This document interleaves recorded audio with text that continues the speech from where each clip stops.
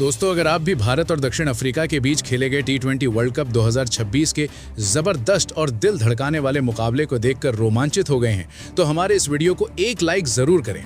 आज की इस वीडियो का लाइक टारगेट सिर्फ 100 लाइक है, तो दिल खोलकर सपोर्ट जरूर कीजिए। दोस्तों, टी20 वर्ल्ड कप 2026 का 43वां और सुपर 8 का तीसरा मुकाबला भारत और दक्षिण अफ्रीका के बीच खेला गया। जैसे ही मैच की शुरुआत हुई, नरेंद्र मोदी स्टेडियम में टॉस के लिए दोनों कप्तान मैदान पर आए। सिक्का उछाला गया और दक्षिण अफ्रीका के कप्तान एडम मार्करम ने टॉस जीतकर पहले बल्लेबाजी करने का फैसला किया। इस तरह भारतीय टीम को पहले गेंदबाजी के लिए आमंत्रित किया गया और फिर साउथ अफ्रीका की ओर से पारी की शुरुआत करने मैदान पर उतरे कप्तान एडम मार्करम और विस्फोटक ओपनर क्विंटन डिकॉक। वहीं भारत की तरफ से नई गेंद संभाली युवा तेज गेंदबाज अर्शदीप सिंह ने। पहली ही गेंद से अर्शदीप ने अपने इरादे जाहिर कर दिए। गेंद में हल्की स्विंग थी, लाइन और लेंथ सटीक थी और बल्लेबाज कोई भी बड़ा जोखिम लेने से बचते दिखे। पहला ओवर बेहद अनुशासित रहा और उसमें सिर्फ 4 रन बने। भारतीय दर्शकों को लगने लगा था कि विकेट ज्यादा दूर नहीं है। दूसरे ओवर के लिए कप्तान ने गेंद थमाई भारत के सबसे भरोसेमंद गेंदबाज जसप्रीत बुमराह को। जैसे ही बुमराह अपने रनअप पर पहुंचे, पूरा स्टेडियम शोर से गूंज उठा। उनकी शुरुआती गेंदें बेहद खतरनाक थी। सटीक लाइन, जबरदस्त लेंथ और अतिरिक्त उछाल ने बल्लेबाजों को बांध कर रख दिया।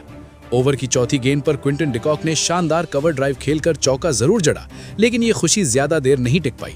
अगली ही गेंद पर बुमराह ने तेज रफ्तार इन स्विंगर डाली, जो डिकॉक के बल्ले और पैड के बीच से निकलते हुए सीधे स्टंप्स से जा टकराई। स्टेडियम में जश्न की लहर दौड़ गई। साउथ अफ्रीका को 10 रन के स्कोर पर पहला बड़ा झटका लग चुका था और डिकॉक सिर्फ 6 रन बनाकर पवेलियन लौट गए। इसके बाद नंबर 3 पर बल्लेबाजी के लिए आए युवा बल्लेबाज रायन रिकेल्टन, लेकिन भारतीय गेंदबाजों का इरादा बिल्कुल साफ था। शुरुआती ओवरों में दबाव बनाकर अफ्रीका को बैकफुट पर धकेलना। तीसरे ओवर में अर्शदीप सिंह ने एक बार फिर अपनी काबिलियत दिखाई। ओवर की चौथी गेंद पर एडन मार्करम ने मिड ऑफ के ऊपर से बड़ा शॉट खेलने की कोशिश की, लेकिन टाइमिंग बिगड़ गई। गेंद हवा में उठी और वहां तैनात हार्दिक पांड्या ने बिना किसी गलती के आसान कैच लपक लिया। साउथ अफ्रीका के कप्तान सिर्फ 4 रन बनाकर आउट हो गए और उनकी टीम गहरे संकट में फंसती नजर आने लगी। 8 ओवर के बाद मुकाबला पूरी तरह संतुलन में नजर आ रहा था, लेकिन 9वें ओवर में एक बार फिर मैच का मिजाज बदलने लगा। गेंदबाजी के लिए लौटे वरुण चक्रवर्ती, मगर इस बार सामने थे पूरी तरह आत्मविश्वास से भरे डेविड मिलर और डेवॉल्ड ब्रेविस। ओवर की पहली ही बड़ी गेंद पर मिलर ने जोरदार प्रहार किया और गेंद को आसमान की ऊंचाइयों तक भेजते हुए सीधे दर्शक दीर्घा में पहुंचा दिया। स्टेडियम में बैठे दर्शक दंग रह गए। इसके बाद ब्रेविस ने भी हाथ खोल दिए। उन्होंने एक शानदार चौका और फिर एक लंबा शॉट लगाकर साफ कर दिया कि साउथ अफ्रीका बैकफुट से निकलकर फ्रंट फुट पर आ चुका है। 10वें ओवर में गेंदबाजी की जिम्मेदारी हार्दिक पांड्या को सौंपी गई। तब तक मिलर पूरी तरह सेट हो चुके थे। ओवर की एक स्लोअर गेंद को मिलर ने बड़ी आसानी से पढ़ लिया और पूरे दमखम के साथ मिड विकेट के ऊपर से जोरदार शॉट चढ़ दिया। गेंद करीब 88 मीटर दूर जाकर गिरी। कुछ पलों के लिए स्टेडियम में सन्नाटा छा गया, क्योंकि अब यह साफ हो चुका था कि साउथ अफ्रीका ने मुकाबले में मजबूत वापसी कर ली है। 10 ओवर पूरे होने तक अफ्रीका का स्कोर 84 रन हो चुका था, 3 विकेट के नुकसान पर। शुरुआती झटकों के बाद मिलर और ब्रेविस की साझेदारी ने पारी को नई दिशा दे दी थी। इसके बाद भारतीय टीम को वापसी के लिए नई रणनीति की जरूरत थी, क्योंकि मुकाबले का रोमांच अब चरम पर पहुंच रहा था। पारी के 11वें ओवर से खेल एक अलग ही रंग में नजर आने लगा। क्रीज पर मौजूद ब्रेविस अब पूरी तरह जम चुके थे और उन्होंने गेंदबाजी कर रहे शिवम दुबे को निशाने पर ले लिया। ओवर की शुरुआत से ही उनके इरादे साफ थे। एक गेंद को उन्होंने बेहतरीन टाइमिंग के साथ कवर के ऊपर से चौके के लिए भेजा और अगली ही गेंद पर गगनचुंबी छक्का जड़ दिया, जो सीधे दर्शक दीर्घा में जाकर गिरा। स्टेडियम में मौजूद अफ्रीकी समर्थकों में जोश भर गया। 12वें ओवर में फिर से गेंदबाजी के लिए आए वरुण चक्रवर्ती, लेकिन लय में चल रहे मिलर ने उन्हें भी नहीं छोड़ा। ओवर की एक फुल लेंथ गेंद को उन्होंने शानदार ड्राइव करते हुए चौके में बदल दिया और इसी के साथ साउथ अफ्रीका का स्कोर 100 रन के पार पहुंच गया। खराब शुरुआत के बाद यह अफ्रीकी टीम की जबरदस्त वापसी थी, जिसने मैच को पूरी तरह खुला बना दिया।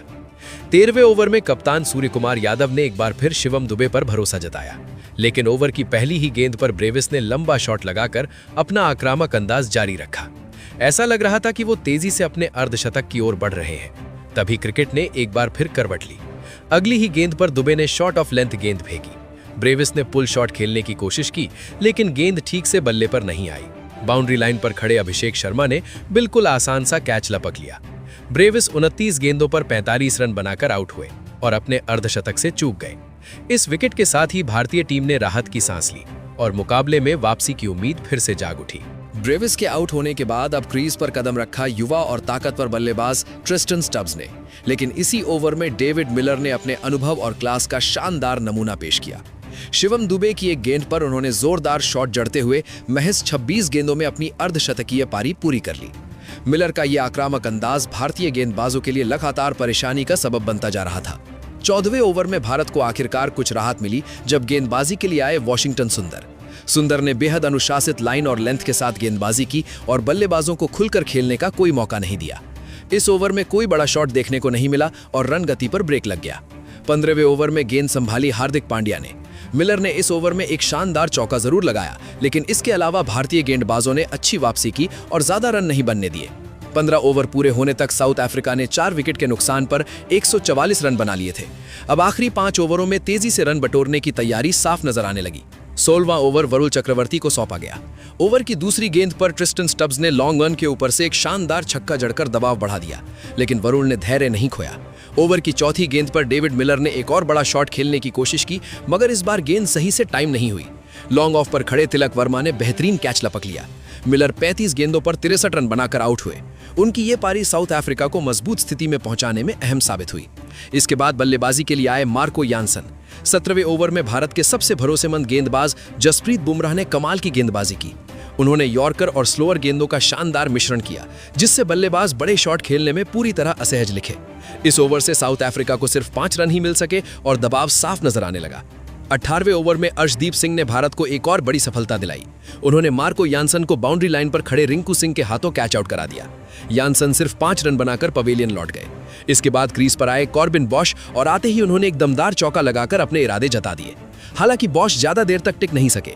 19वें ओवर में एक बार फिर जसप्रीत बुमराह ने अपनी क्लास दिखाई। एक बेहतरीन गेंद पर बॉश ने शॉट खेलने की कोशिश की, लेकिन बुमराह ने खुद ही कैच लपकते हुए उन्हें पवेलियन भेज दिया। ये कैच एंड बोल्ड का शानदार नजारा था। अब सिर्फ आखिरी ओवर बचा था और गेंदबाजी की जिम्मेदारी एक बार फिर हार्दिक पांड्या को सौंपी गई। ट्रिस्टन स्टब्स ने यहां कोई कसर नहीं छोड़ी। उन्होंने हार्दिक के खिलाफ एक चौका और 2 जोरदार छक्के जड़ दिए। इन बड़े शॉट्स ने साउथ अफ्रीका को शानदार फिनिश दिलाई। इस तरह साउथ अफ्रीका ने 20 ओवर में 7 विकेट के नुकसान पर 187 रन का मजबूत स्कोर खड़ा किया। खराब शुरुआत के बावजूद डेविड मिलर और डेवाल्ड ब्रेविस की अहम पारियों और अंत में ट्रिस्टन स्टब्स के आक्रामक खेल ने टीम को मजबूत स्थिति तक पहुंचा दिया। भारत की ओर से जसप्रीत बुमराह सबसे सफल गेंदबाज रहे, जिन्होंने 3 अहम विकेट झटके, जबकि अर्शदीप सिंह को 2 सफलताएं मिली। अब भारत के सामने जीत के लिए 188 रनों का चुनौतीपूर्ण लक्ष्य था। मुकाबला पूरी तरह रोमांचक मोड़ पर आ खड़ा हुआ था और स्टेडियम में मौजूद हर फैन को एक और धमाकेदार रन चेस की उम्मीद थी। लक्ष्य का पीछा करने के लिए जब भारत मैदान पर उतरा तो ओपनिंग की जिम्मेदारी संभाली अभिषेक शर्मा और ईशान किशन ने। सामने गेंद लेकर खुद साउथ अफ्रीका के कप्तान एडन मार्करम आए। कप्तान का यह फैसला थोड़ा चौंकाने वाला जरूर था, लेकिन साफ था कि वो पारी की शुरुआत में ही भारत को बड़ा झटका देना चाहते थे।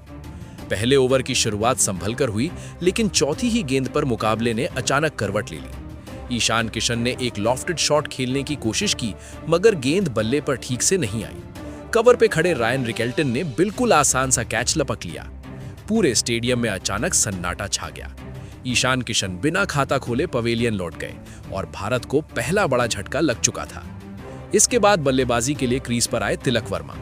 पहले ओवर की आखिरी गेंद पर अभिषेक शर्मा ने पॉइंट की दिशा में शानदार चौका लगाकर भारतीय फैंस को थोड़ी राहत जरूर दी, लेकिन ये राहत ज्यादा देर टिकने वाली नहीं थी। दूसरे ओवर में गेंदबाजी के लिए आए मार्को यानसन और उन्होंने पहली ही गेंद पर भारत को दूसरा झटका दे दिया। तिलक वर्मा ने लॉन्ग ऑन के ऊपर से बड़ा शॉट खेलने की कोशिश की, लेकिन गेंद बल्ले के मोटे किनारे से लगती हुई सीधे विकेट कीपर क्विंटन डिकॉक के दस्तानों में समा गई। तिलक सिर्फ 1 रन बनाकर आउट हो गए। इस तरह भारत की शुरुआत बेहद खराब रही और 188 रनों के बड़े लक्ष्य का पीछा करते हुए टीम इंडिया पर दबाव एक बार फिर साफ तौर। इसके बाद क्रीज पर उतरे भारतीय कप्तान सूर्य कुमार यादव। आते ही उन्होंने अपने इरादे साफ कर दिए। पहली ही गेंद पर स्क्वायर लेग की दिशा में जोरदार चौका जड़ दिया और चौथी गेंद पर शानदार कवर ड्राइव लगाकर एक और चौका हासिल किया। ऐसा साफ नजर आ रहा था कि सूर्य कुमार दबाव को तोड़कर टीम को संभालने की कोशिश कर रहे हैं। तीसरे ओवर में अभिषेक शर्मा ने भी आक्रामक रुख अपनाया। कगिसो रबाडा के खिलाफ उन्होंने पुल शॉट के जरिए एक शानदार छक्का जड़ा और अगली ही गेंद पर चौका लगाकर स्टेडियम का माहौल बदल दिया। भारतीय दर्शकों में एक बार फिर जोश भर गया और उम्मीद की किरण दिखाई देने लगी। हालांकि चौथे ओवर में लुंगी एनगिडी ने कसी हुई गेंदबाजी की। उन्होंने सही लाइन और लेंथ से गेंद डालते हुए बल्लेबाजों को खुलकर खेलने का मौका नहीं दिया। रन गति अचानक धीमी पड़ गई और दबाव एक बार फिर भारत पर बढ़ने लगा। पांचवें ओवर में गेंदबाजी के लिए फिर से आए मार्को यानसन। इस ओवर में अभिषेक शर्मा ने एक लाफ्टेड फ्लिक शॉट खेलने की कोशिश की, लेकिन गेंद बल्ले से ठीक से कनेक्ट नहीं हुई। बाउंड्री लाइन पर खड़े कॉर्बिन बॉश ने शानदार कैच लपक लिया। अभिषेक शर्मा 12 गेंदों पर 15 रन बनाकर पवेलियन लौट गए। भारत का स्कोर अब 26 रन पर 3 विकेट हो चुका था और मुकाबला पूरी तरह साउथ अफ्रीका की पकड़ में जाता दिख रहा था। इसके बाद भारतीय टीम की ओर से एक चौंकाने वाला फैसला देखने को मिला। बल्लेबाजी के लिए भेजे गए वॉशिंगटन सुंदर। शायद टीम मैनेजमेंट चाहती थी कि कोई बल्लेबाज पारी को संभालते हुए रन गति को स्थिर रखे। पावर प्ले का आखिरी ओवर रबाडा ने डाला और इसमें सिर्फ 2 रन ही दिए।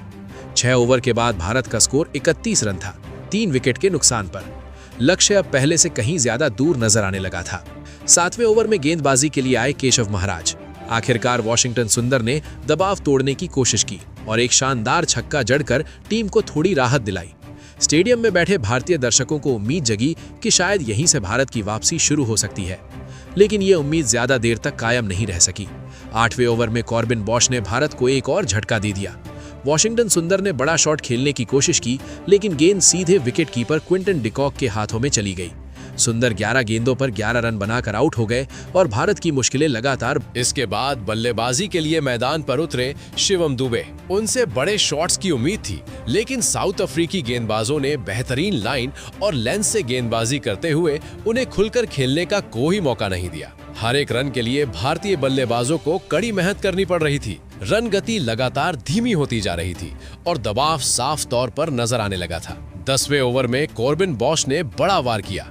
सूर्य कुमार यादव बड़ा शॉट खेलने के प्रयास में थे, लेकिन गेंद बल्ले के ऊपरी हिस्से से लगकर मिड विकेट की दिशा में चली गई। वहां मौजूद डेवॉल्ड ब्रेविस ने बिल्कुल आसान सा कैच लपक लिया। सूर्य कुमार 22 गेंदों पर 18 रन बनाकर आउट हुए और इसी के साथ भारत की आधी टीम पवेलियन लौट चुकी थी। स्टेडियम में सन्नाटा छा गया और दर्शकों के चेहरों पर चिंता साफ झलकने लगी। अब क्रीज पर आए हार्दिक पांड्या। 10 ओवर की समाप्ति तक भारत का स्कोर 57 रन था, 5 विकेट के नुकसान पर। लक्ष्य अभी भी भारत की पहुंच से काफी दूर नजर आ रहा था और रन रफ्तार बढ़ाना अब बेहद जरूरी हो चुका था। 11वें ओवर में हार्दिक पांड्या ने केशव महाराज की पहली ही गेंद पर लंबा छक्का जड़कर उम्मीद की एक किरण जरूर जगाई, लेकिन महाराज ने अगली गेंदों पर शानदार नियंत्रण दिखाते हुए रन गति पर फिर से ब्रेक लगा दिया। 12वें ओवर में हार्दिक ने कगिसो रबाडा की गेंद पर एक चौका जरूर लगाया, लेकिन कोई बड़ी साझेदारी बनती हुई नजर नहीं आ रही थी। 13वें और 14वें ओवर में भारतीय बल्लेबाजों ने सिंगल और डबल के जरिए स्कोर को आगे बढ़ाने की कोशिश की, लेकिन रन रेट लगातार दबाव में बना रहा। अब भारत को बाउंड्री की सख्त जरूरत थी, मगर साउथ अफ्रीकी गेंदबाज एक भी रन आसानी से देने को तैयार नहीं थे। 15वां ओवर भारत की उम्मीदों पर पूरी तरह पानी फेरने वाला साबित हुआ। केशव महाराज की पहली ही गेंद पर हार्दिक पांड्या बड़ा शॉट खेलने के प्रयास में ट्रिस्टन स्टब्स को कैच दे बैठे। हार्दिक 18 रन बनाकर पवेलियन लौट गए। इसके बाद बल्लेबाजी के लिए आए रिंकू सिंह, लेकिन वो भी तीसरी ही गेंद पर ट्रिस्टन स्टब्स के हाथों कैच आउट हो गए और खाता तक नहीं खोल सके। ओवर की आखिरी गेंद पर अर्शदीप सिंह भी स्टब्स को कैच दे बैठे। इस एक ही ओवर में भारत ने 3 विकेट गंवा दिए और स्कोर हो गया 88 रन पर 8 विकेट। मुकाबला अब लगभग औपचारिकता मात्र रह गया था। 16वें ओवर में शिवम दुबे ने जरूर संघर्ष दिखाया। कगिसो रबाडा की गेंदों पर उन्होंने 2 बड़े छक्के जड़कर भारतीय फैंस को थोड़ी देर के लिए खुशी जरूर दी। 18वें ओवर तक दुबे लगातार कोशिश करते रहे, लेकिन दूसरे छोर से उन्हें कोई समर्थन नहीं मिल पाया। 19वें ओवर की चौथी गेंद पर मार्को यानसन की गेंद पर शिवम दुबे लुंगी एनगिडी को कैच दे बैठे। शिवम दुबे ने 37 गेंदों में 42 रन की जुझारू पारी खेली, जिसमें 3 छक्के और 1 चौका शामिल था। अगली ही गेंद पर जसप्रीत बुमराह भी एडन मार्करम को कैच दे बैठे और इसी के साथ भारत की पूरी टीम 111 रन पर सिमट गई।